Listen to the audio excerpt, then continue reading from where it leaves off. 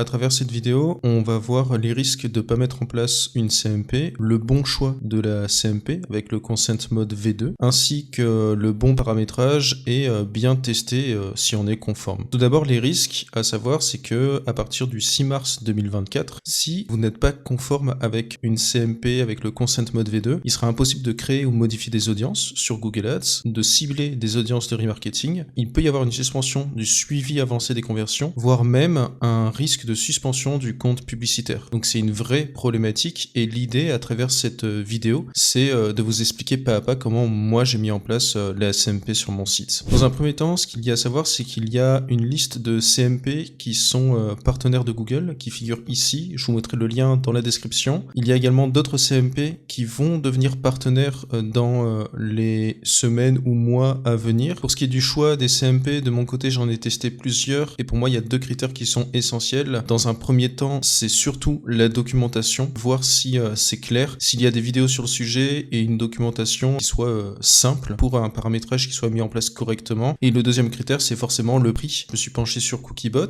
mais j'ai également noté que Cookie Information peut être aussi intéressant. Donc à voir si je fais une vidéo par la suite sur cette CMP. Mais le paramétrage reste très souvent le même pour les différents types de CMP. C'est juste les règles de nommage qui changent. Donc pour Cookiebot, comment ça se présente? Vous devez créer un compte dans un premier temps et choisir soit un essai gratuit, soit ici 12€, 28 ou 49€ par mois. Ici de mon côté j'ai choisi un essai gratuit. Quand on parle de fonctionnalités limitées ici, c'est surtout au niveau du design, mais c'est tout aussi fonctionnel et on sera également conforme avec une version gratuite. Une fois que vous avez sélectionné cette version, vous allez devoir créer un compte. Dans votre compte, vous aurez un tableau de bord. Donc dans un premier temps, vous allez choisir ici RGPD, vous allez faire suivant, donc je vais faire les étapes avec vous. Ici, c'est plus la partie design et contenu, c'est pour l'esthétique. Vous allez ensuite faire sauvegarder. Une fois qu'on a fait ça, on va dans implémentation. Ici, on va avoir un identifiant qui va nous être délivré, que vous retrouverez directement ici. Pour que ce soit plus clair, vous l'avez également ici, vous pouvez le copier-coller. Et à partir de là, on va pouvoir entrer dans le dur. Mais les étapes sont assez simples en soi. Donc il faut aller dans GTM directement. Ici, il faut aller dans balise. Ensuite, on va faire nouvelle. Puis ici, configuration de la balise. On va choisir dans la galerie Cookiebot. Donc ici, vous tapez directement Cookiebot CMP. Vous pouvez ensuite sélectionner un modèle ou l'ajouter si vous ne l'avez pas encore ajouté. Moi, c'est ce que j'ai déjà fait de mon côté. Ensuite, on renseigne ici l'identifiant que l'on a pris sur notre compte Cookiebot. Ici, on regarde bien que Enable Google Consent Mode est bien coché. Dans Default Consent State, on va cliquer sur Add Région. On va bien vérifier que tout est en Denied par défaut, puisque le consentement doit être refusé dès l'affichage de la bannière. Et ici, comme déclenchement, on va prendre Consent Initialization All Pages. Si vous ne l'avez pas ici, vous faites un plus, configuration du déclencheur, et ici, ça va être initialisation du consentement. Ici, vous allez pouvoir mettre par exemple Cookiebot, et vous allez pouvoir faire enregistrer. De mon côté, je l'ai déjà mis en place, il est ici. Une fois que ça c'est OK, on va vérifier que la bannière s'affiche correctement sur le site. Pour ça, on va faire prévisualiser. Ici, on va sur notre site, je vais recharger la page. Et ici, on voit bien que la bannière s'affiche correctement. On voit qu'on a ici la balise Cookiebot qui se déclenche à l'initialisation du consentement. Et ensuite, si on change certains vendors, donc c'est des fournisseurs, comme statistique qui équivaut à Google Analytics et marketing aux balises ads, on va faire enregistrer. Ici, on voit le consentement par défaut qui est tout en denied sauf security storage. Et ici, on a analytics storage qui est passé en granted parce qu'on a modifié ici les fournisseurs. Maintenant, ce que l'on voit, c'est que la balise GA4 a été déclenchée, la balise conversion linker de Google Ads également, et on peut voir que c'est toujours déclenché alors que nous, on a décidé de refuser d'envoyer la balise marketing. Et c'est ça tout le but, c'est de pouvoir déclencher ou pas en fonction des fournisseurs que l'on a coché ou décoché. Pour ça, on a un élément important à activer dans GTM qui se trouve dans Admin, ici dans Paramètres du conteneur, activer la vue d'ensemble du consentement, enregistrer, et ensuite quand on retourne dans l'espace espace de travail dans balise, on va avoir ici un bouclier. Et ici, on a un consentement supplémentaire. Et c'est grâce à ça que l'on va pouvoir déclencher ou pas les balises en fonction du statut de la bannière cookie. Donc, on va prendre toutes les balises qui sont envoyées à GA4. Donc, la balise config GA4 qui est ici, qui a été déclenchée, si on refuse ici la partie statistique, cette balise-là ne se déclenchera pas. Pourquoi? Parce que on aura ici activé un consentement supplémentaire analytics underscore storage. Je vous expliquerai plus tard ce que c'est le consentement intégré. Et là, c'est vraiment pour le consentement V2 en mode basique et pas en mode avancé. Ce qui est légèrement différent, mais c'est assez simple en soi aussi, la partie avancée. Donc, on a config GA4, on va prendre ici toutes les balises GA4, on va cliquer sur le bouclier. Ici, on met le déclenchement de la balise nécessite un consentement supplémentaire. Et ici, on va prendre analytics underscore storage. On va faire enregistrer. Pour les balises HTML personnalisées, ici, on s'en sert pour générer des couches de données, mais ce n'est pas des balises que l'on envoie sur GA4, donc on n'a pas d'intérêt à rajouter des consentements. Par contre, on a un intérêt à utiliser un consentement supplémentaire pour le formulaire Tally qui lui est envoyé à GA4 et pour le calendar event qui est envoyé également à GA4. Ça, c'est une courte parenthèse. Et pour la partie Google Ads, on a quoi? On a le conversion linker, on a Google Ads, le numéro de téléphone et le formulaire Tally qui est également envoyé à Google Ads. Pour ça, on va utiliser également le bouclier et ici, le déclenchement de la balise nécessite un consentement supplémentaire et cette fois-ci, on mettra add underscore storage. Et si on avait le pixel Facebook ou le LinkedIn Insight Tag ou des pixels comme TikTok ou autre, on devrait ici rajouter également add underscore storage. Ensuite, on fait enregistrer. Une fois que ça c'est OK,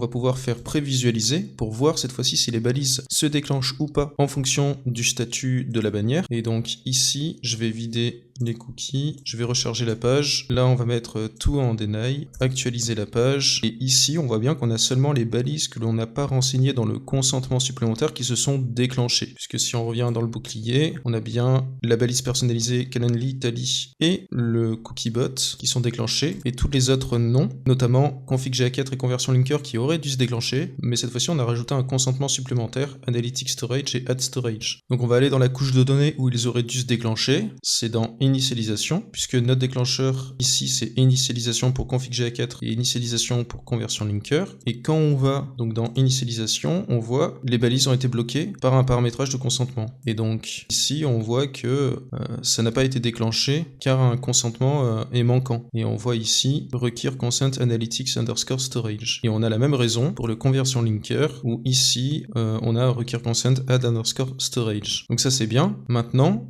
si, admettons, on change ici le consentement entre-temps, et on veut que ce soit Analytics qui se déclenche, et la partie marketing, on la laisse comme ça. Donc on va faire enregistrer. Donc logiquement, ici, ça devrait se déclencher pour GA4, puisqu'on a coché, on a mis à jour, et on voit que ça se déclenche toujours pas. Pourquoi? Parce que la balise n'est pas mise à jour, elle ne se redéclenche pas. C'est tout le but ici, c'est d'avoir la capacité de mettre à jour les balises si on décide de les modifier entre-temps. Donc pour mettre à jour les balises, comment on va faire? On va se servir ici d'une couche de données qui s'appelle Cookie Consent Update pour pouvoir redéclencher les balises qui entre-temps ont été modifiées dans l'état de la bannière qui est ici. Pour ça, on va bien noter le nom Cookie underscore Consent underscore Update. On va dans GTM, on choisit ici le déclencheur, on va faire un nouveau déclencheur de type custom, donc c'est événement personnalisé.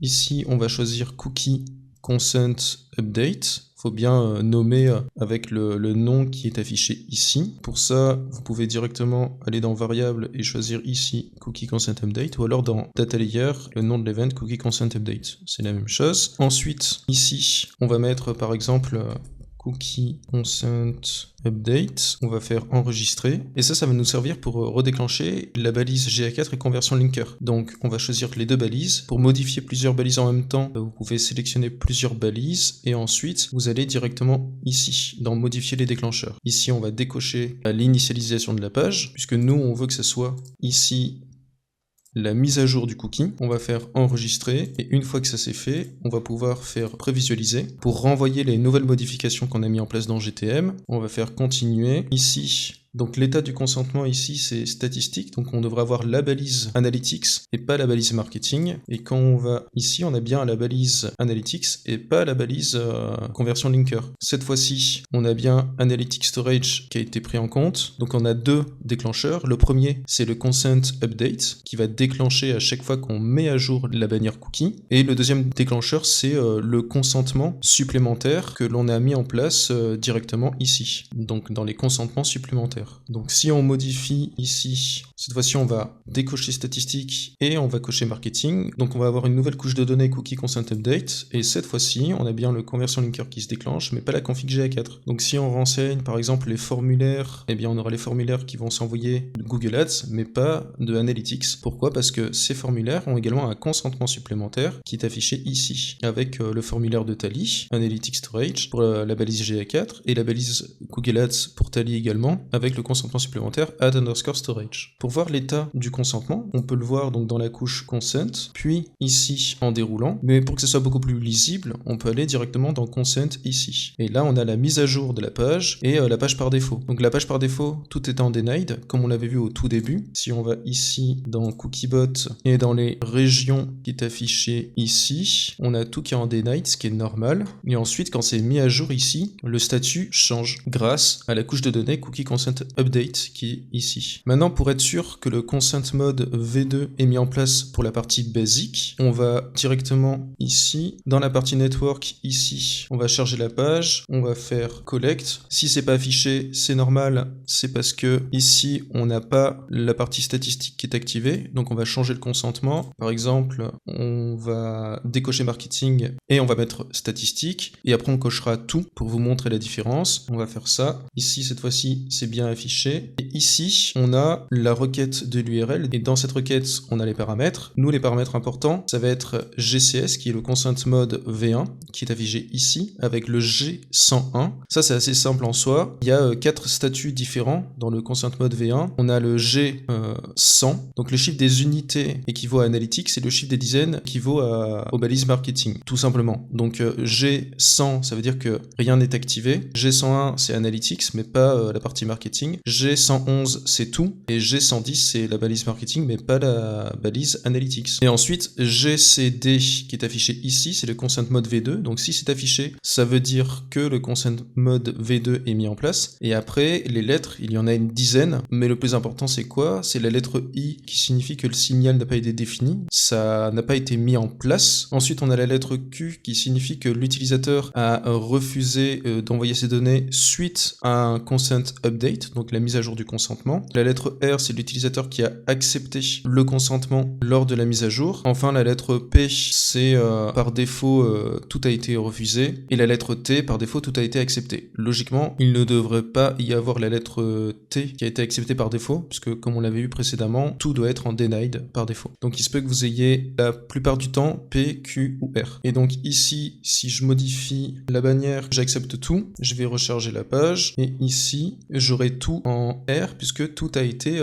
accepté lors d'un consent update. Ça, c'est pour le paramétrage d'une CMP avec le consent mode V2 de manière basique, mais si on veut que ça soit de manière avancée, c'est assez simple en soi, mais c'est pas forcément conseillé. Ça consiste à envoyer les balises, peu importe le consentement de l'utilisateur, que l'on coche ou décoche ici, ça s'enverra dans tous les cas, avec des pings sans cookies, dans le but de se rapprocher de plus en plus de la réalité au niveau des conversions, après avoir dans le futur si c'est réellement conforme, et pour ça, il suffit tout simplement d'aller dans GTM, ici, d'aller dans le bouclier, et ensuite ici, de choisir les balises Google Ads et les balises GA4, donc toutes ces balises-là. Si vous avez des balises autres, comme pour Facebook ou LinkedIn Insight Tag ou autre, ben, ça ne concerne que Google, donc vous n'aurez pas à enlever le consentement supplémentaire. Mais pour le mode avancé, ici, il suffit d'aller directement ici, de mettre non défini, de faire enregistrer, et ces balises-là se déclencheront, peu importe le consentement de l'utilisateur, puisque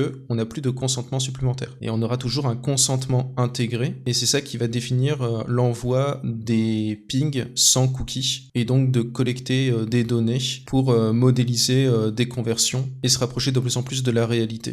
Après, à voir si ça c'est conforme dans votre entreprise. Le plus important à retenir ici, c'est de bien s'assurer que le consent mode V2 a bien été implémenté en regardant dans le paramètre des requêtes HTTP, savoir s'il y a le GCS et GCD qui s'affichent comme on l'avait vu précédemment. Pourquoi? Parce que vous serez conforme par rapport à vos campagnes publicitaires. C'est ça la priorité. Après, le consent mode V2 de manière avancée pour collecter des données et avoir des données modélisées, ça va concerner surtout des entreprises qui vont générer un certain trafic, à savoir minimum 1000 événements par jour. Et pour savoir si les données modélisées sont activées sur GA4, vous pouvez vous rendre directement sur Analytics, ici dans Admin, ensuite en bas dans Affichage des données, Identité pour le reporting, ici Mélanger, et là vous pourrez voir la modélisation est indisponible pour cette propriété. Une fois disponible, elle sera active automatiquement par défaut dans vos rapports. Donc la CMP est essentielle pour les campagnes Google Ads, peu importe la typologie et la volumétrie de votre site, le budget que vous utilisez pour vos campagnes Google Ads. Par contre, les données modélisées ici seront actives à un certain palier